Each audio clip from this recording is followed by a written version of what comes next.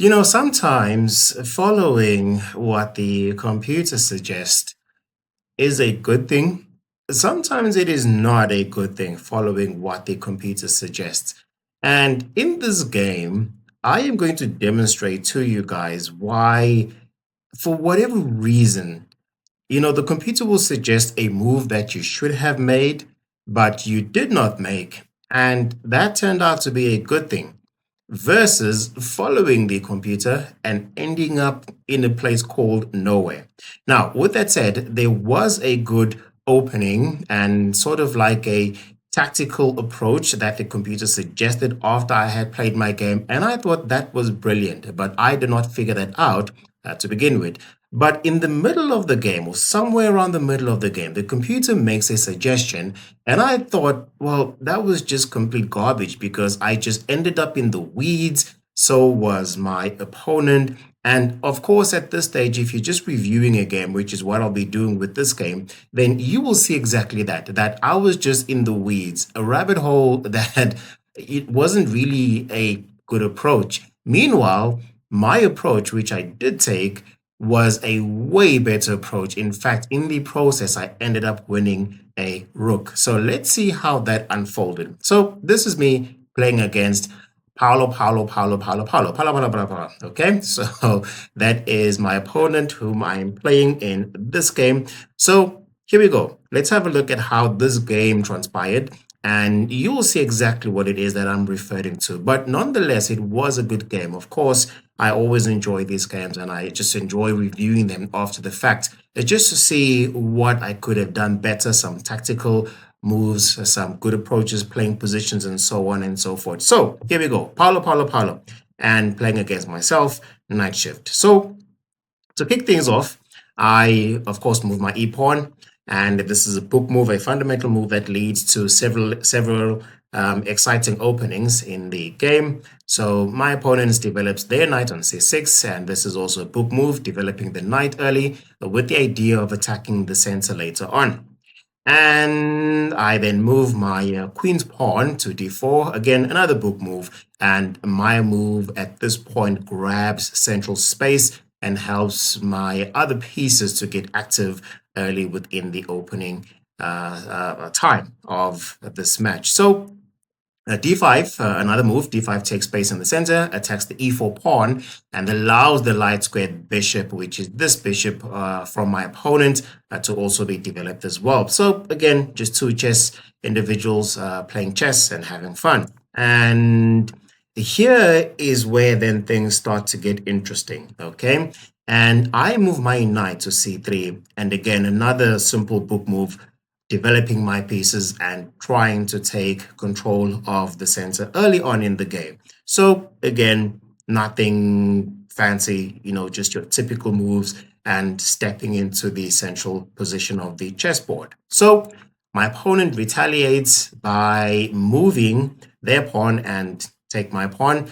And this now releases some tension within the center. They capture my pawn and leave the d file sort of like semi opened, and this is the d file, which is this whole file right over here. So there's going to be interesting action here, of course, obviously if my opponent decides to take that route. So at this point, this is where the computer makes a very interesting, I wouldn't say discovery, but a approach which I should have taken. So what I did is I took their pawn on e4, and they then take my pawn on d4. Now, at this point, they are up a pawn, and that's my pawn. And I should have done a better job here. And this is what the computer actually suggests I should have done. And I think that would have been a better approach. Ideally, I should have moved this pawn right over here, picking out the knight, and as soon as they retreat, whether here or perhaps whether they come here, it doesn't really matter. This wouldn't ideally be a good move, as you can see the suggestion from the computer, but nonetheless, that's what they should have done. But in fact, what I did is I went for this pawn. and miss the opportunity to move over here. Okay, ideally kicking out their knight and then being in a position to protect this pawn over here. So by moving my knight, again, in the square, which is on the e4 square, this gave them the opportunity to take my pawn right over here, and that's what they did. Now, at this point, they're up a pawn, like I have mentioned. So, obviously not a good idea for me to then take this piece because I just expose my queen and they just get a free queen, and this wouldn't really be a good look for me. So what do I do? Well, I just left things as they were. So the game then continues and progresses. I move my bishop, they move their bishop, I move away, and apparently this is not a good move, but fine, whatever. And they start attacking and moving into my position. Now, at this point, an exchange for a bishop for another bishop, I personally prefer exchanging a knight for a bishop. I would rather lose my knight for their bishop because in many, many games and many, many moves played by the computer, the bishop is a much more better piece than a knight. So in this case, I really wasn't fond of this, them exchanging my bishop in here for a bishop. Doesn't really do me any good. There really is no tactical advantage for them doing that. Neither does it help me. But anyway, that is the move they chose to play. So with that, they then try to you know, establish their dominance within the center by keeping their knight here. And I know that this is going to be a problem in the future, having a pawn and a knight within my side of the board.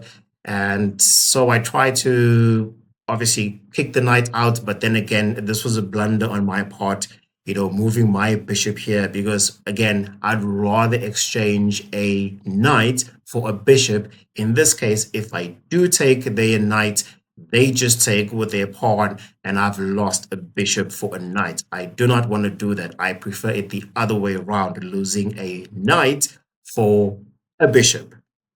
Anyway, at this point, I am preparing to castle, and this is going to be a queenside castle. I'm moving my rook over. So the next move is they try to strengthen their position within the center by making sure that they keep this knight right in the center of the board or semi-center of the board. And by bringing their bishop right over here, this is now the point where, you know, I'm looking at this and I'm thinking this is going to give me a lot of problems. Okay, they've got their knight here, they've got now their bishop, and they've also got their pawn. So anyway, so I continue with the game and I castle nonetheless. Now, again, here's something which I find rather fascinating and interesting. And this is something which I should have picked up. And as soon as they moved their bishop right over here, ideally, I should have moved my pawn on c3. And by moving to c3, now they definitely have or definitely need to move this knight out of the way. And once the knight is moved, so let's say as their next move, you know, I don't know where they would have played. Maybe they would have played here. But instead, I castle in rather than, you know, moving my piece over here, which would have been a great move if I had done this. Now, this again is what the computer deems to be a mistake on my side by moving my piece right over here. Now, someone, you know, school me here because there's something which I find rather fascinating. At first, the computer suggests that my opponent, okay, should have moved here. But I find that to be a problem because I then can move my piece right over here, and the computer suggests that they then move here, and I don't know what that does. I have my knight as an option, I have my pawn as another option, and they also have a bishop which is hanging here. Okay, but by moving here, and maybe let's analyze this together, okay? Just so we see what exactly is happening here. So they move their piece here, and ideally, I would have just moved my piece right over here. They take my knight, I take their knight, and they take my queen, I take their queen, and now they move the bishop out of the way. They are still a pawn up, but I do not know what exactly that accomplishes. Now I move my piece right of the way, and for whatever reason, at this point, the computer suggests that they would have needed to move their knight closer. And I mean, I don't know. I really do not know.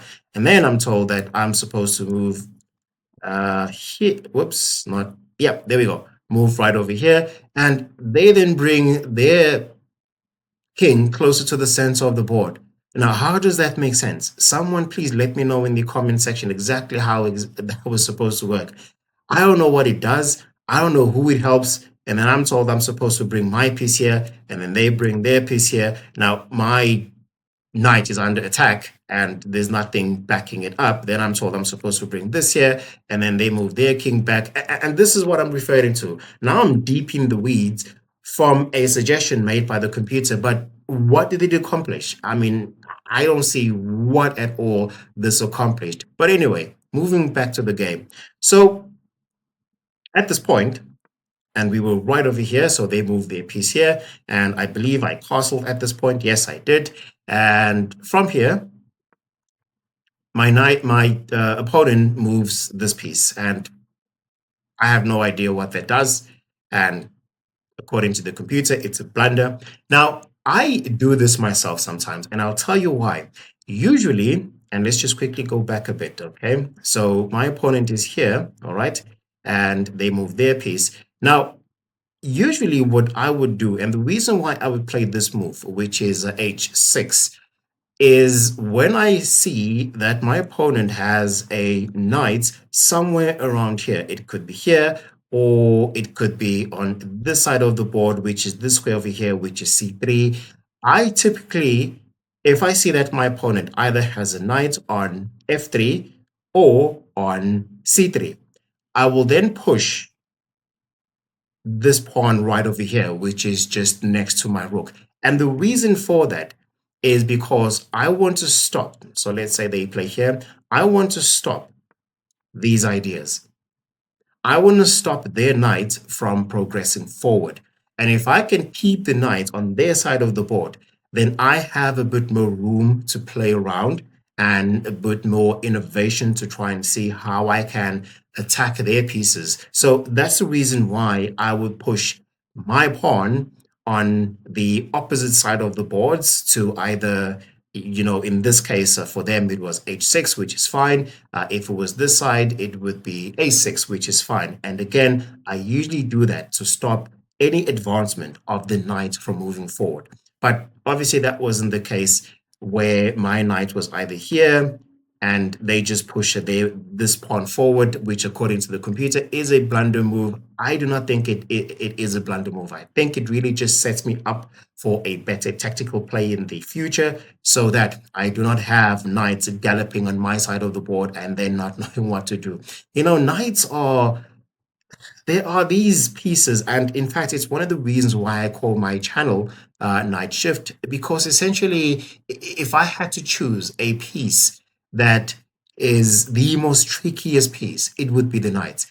They have this sort of subliminal existence and they just pop up from anywhere, and before you know it, you're forked. And by fork, I mean, if I had to maybe demonstrate what a fork would look like, let's say my opponent plays here and I play here, and then they just play here. This is just for demonstration purposes. Of course, this is not exactly what happened. Then I play here. Now, this would be a brilliant move. As you can see, the computer sees that as brilliant. Okay, so I essentially am forking their queen, and also I have an opportunity to take a rook here. Okay, now most of you watching this video probably know exactly what that is. But again, the whole idea with moving a piece on the opposite side of the board, like a pawn in this position, is just to stop the knight from advancing forward. Because again, I mean, I love these pieces, but when I get off guard and I'm caught, in the crosshairs and in the crossfire of knights, it's always not a good thing. But again, pieces like your bishop and your rook, they can also do that. But when the knight doesn't, I just think that is just pure sauce. Anyway, moving forward. So at this point, I suppose, according to the computer, I made a blunder myself, but not necessarily something which I think was a blunder or a missed opportunity. And at this point, my opponent takes. I actually move back by taking with my queen, their piece, and ultimately exposing my rook to attack their queen. However, they take my bishop, putting me on check, and I then take their piece with my pawn, ultimately, just recapturing material. So then they move their queen out of the way, again, which is a good move. And I start bringing my queen into action, eyeing this pawn and also putting them on check. They come back by blocking my move and offering an exchange of queens. I say no, I get a pawn. Now we're equal and no one is winning. And at this point, my idea is, of course, to take this pawn, but that wasn't to be because they obviously could move this side. They had no choice but to either, block again with their queen here or just move their king out of the way. So that's what they did. So they moved their king out of the way, and I start bringing my knight into action here and giving it more activity. And you see, this is what I'm saying. If, for example, let's say they had a piece right over here, again, this would have blocked my knights from galloping all the way into their territory, but it wasn't the case. So this now allowed my knight to come into action, and let's resume with the game. So at this point, this is ultimately almost close to checkmate because at this point, I am attacking this piece with my queen and also with my knight, but ideally with the queen, with the aim to win material at this point. So they then kicked my queen out of the way, and that's fine. I just moved a step back, and then they kicked my knight out of the game as well. Now, again, this is what I am going to try and elaborate on, and this is the one thing which, as I said, did not make sense to me. Now, watch what happens if I were to follow what the computer would have suggested at this point. And this is the point that I wanted to get to. This is the moment that I really wanted to unfold with you guys. I mean, tell me and let me know if what the computer suggests would have made sense. Now, at this point, the computer is telling me that I should have moved my queen all the way to this space. Now, let's just watch at the rabbit hole that I ultimately find myself in by doing what the computer suggested that I should have done, because apparently I made a mistake, by moving my knight all the way out to h4. So let's see, okay? And at this point, I'm just going to keep quiet and follow what the computer tells me to do and what the computer would have suggested for my opponent to do. Okay, so here we go. So what was the move? The move was supposed to be my queen to b4. So let's have a look at what I should have done. Now, let me know if this makes sense, okay? Here we go. And then it suggests that the king should have moved out of the way, okay? My knight,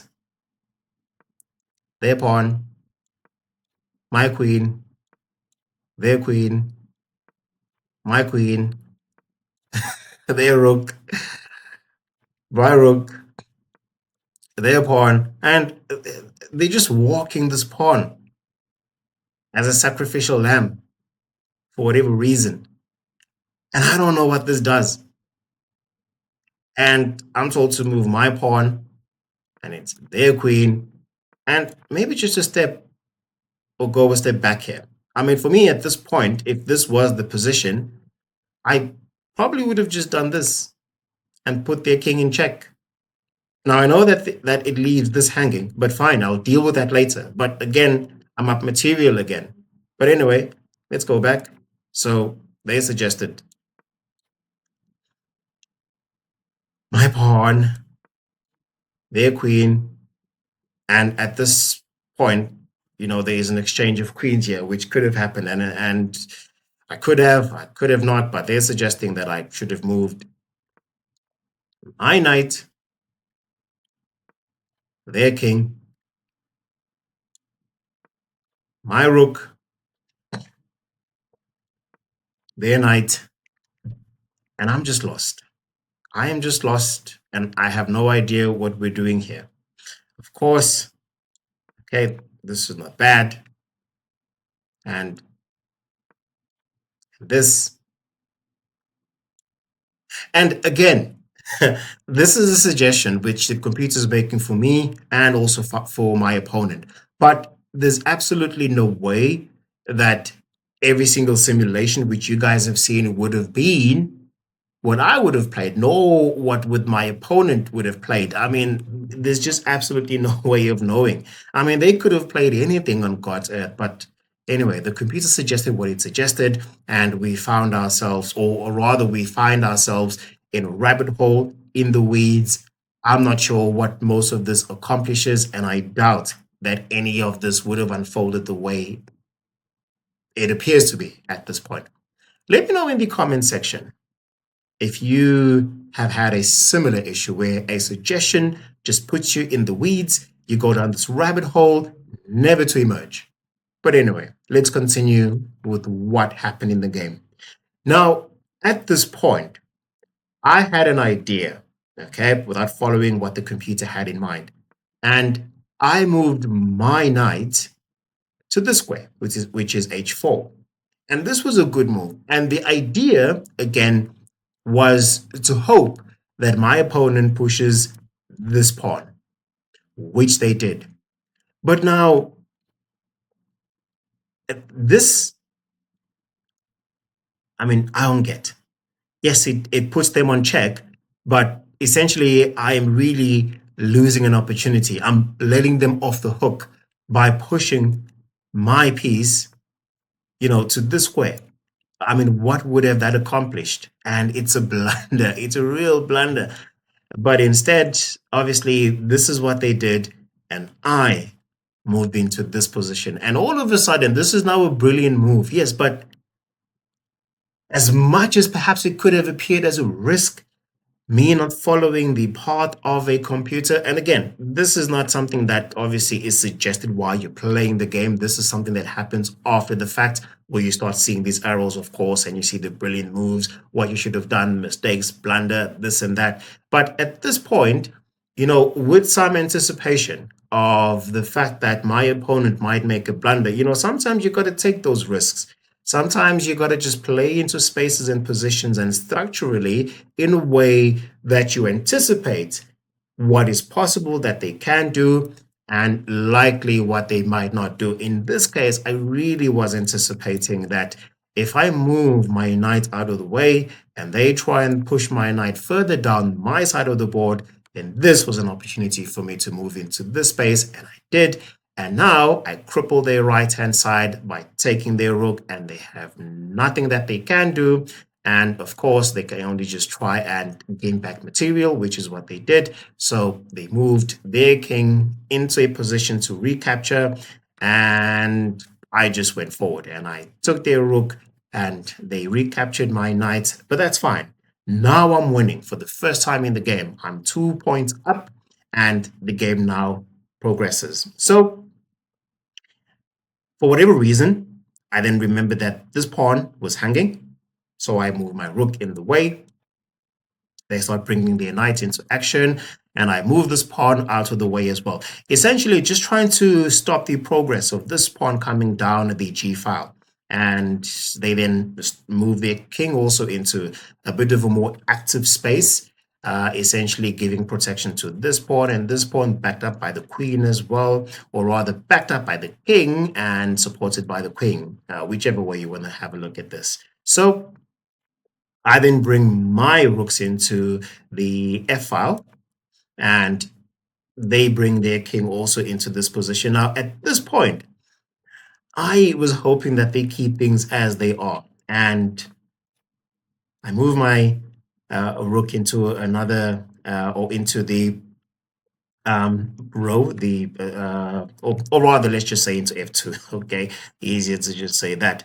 They bring this piece into action, and then I've got both my rooks into the f file. Now, at this point, again, I am anticipating that they are going to take my piece. And lo and behold, that is exactly what they did. And it is no brainer at this point.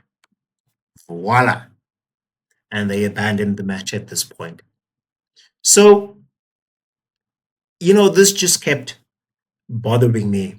And again, let's have the conversation within the comment section of this video, if you will, if you do not mind. And maybe someone school me. Let me know, how is it that the computer finds these moves, but ultimately you go into this rabbit hole without any possibility of ever emerging from this rabbit hole? I mean, as you can see, I was about to win material and I was about to win a queen. And I mean, yeah, you let me know. You let me know. I mean, do you sometimes look at these suggestions and think, this is not a good move? And look, I've seen many chess videos of people ignoring what would have been a good move. Obviously, they would have known that after the fact, after they have played the game, and then after analyzing their game, they find or found better positions which won them the game, maybe even lost them the game. But at the time, that would have been a brilliant move to play, you know, against the opponent, as opposed to just following what the computer would have suggested. Because in this case, or in my case, as you saw, I was in the weeds and I was like, how do you get out of this? There's absolutely no way I would have gotten out of it. And by then, I've lost an opportunity to either win material, be in a better position to win the entire match. But anyway, it was what it was at the time. So this is a match which I won against Paula. Well, that's the name right over there of my opponent. I think it's Paulo, though. Paulo. So, very nice match. Really enjoyed myself with this one. There were some scary moments where I thought, okay, I need to, pull myself out here. And I think I demonstrated that when they had one of their knights in my territory, but, was able to win material. And if I were to follow a path that the computer at the time would have suggested, I don't know what that would have accomplished, nor do I think it would have helped my opponent. So, with that said, thank you so much, ladies and gentlemen, for watching. I definitely have more chess matches which I'd like to review. My games, possibly other matches. Again, there's many tournaments happening at the moment within the chess world and many other ones coming up within the chess world. But with that said, I'll catch you in the next one. If you enjoyed this video, you know what to do. Click that subscribe button. If you want to have a conversation about what we've just discussed in this match, let me know in the comment section. If you like this video, click the like button. If you didn't like this video, well, click the unlike button, but just make sure you do it twice just to make sure.